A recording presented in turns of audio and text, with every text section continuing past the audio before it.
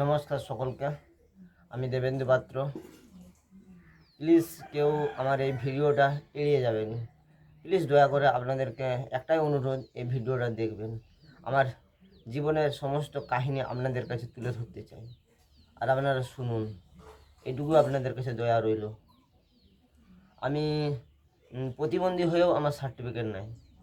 আমার জন্ম থেকে, আমার জন্মের পর থেকে আমার হার্টের সমস্যা আছে। হার্ট বা ফুসফুসে ফুটো রয়েছে। ডাক্তাররা সেটা এখন ডাক্তাররা আমাকে অপারেশন করতে রিস্ক নিচ্ছে। আমি কলকাতা মেডিকেল কলেজ অ্যান্ড হসপিটালে আমি আমার শরীরের ট্রিটমেন্ট করাই। আমার এই গত 1-1.5 বছর খুব শরীরের প্রবলেম হচ্ছে। আমি হাঁটাচলা খুব বেশি করতে পারছি না। আমি স্বাভাবিকভাবে যে আগে যে এরকম ছিলাম সেরকম আমার আর সেই শরীর বলো, আমার যা কিছু আমার শরীরের ক্ষমতাও সেরকম নেই।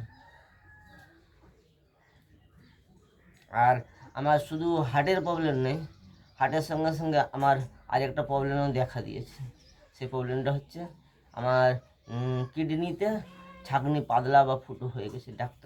ডাক্তার এই কথা বলেছে। তোমরা যদি এই ভিডিওটা দেখো, পরের নেক্সট ভিডিওয় আমি তোমাদেরকে প্রমাণস্বরূপ সমস্ত আমার ডাক্তারি সার্টিফিকেট, ডাক্তারি প্রমাণ যা কিছু আপনারা কমেন্ট করুন যে আমি সত্যি মিথ্যা কথা বলছি না সত্যি কথা বলছি। আপনারা যাচাই করে দেখে নিন। আমি আপনাদেরকে প্রত্যেকটা ডকুমেন্টস খুঁটিনাটি একটা করে দেখাবো।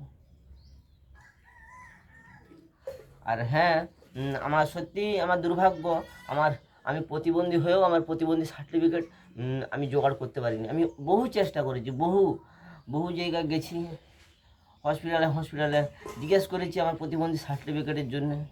সব জায়গা থেকে আমাকে ঘুরিয়ে দিয়েছে। আমি নিরুপায় হয়ে এই ভিডিওটা বানাতে চেয়েছি।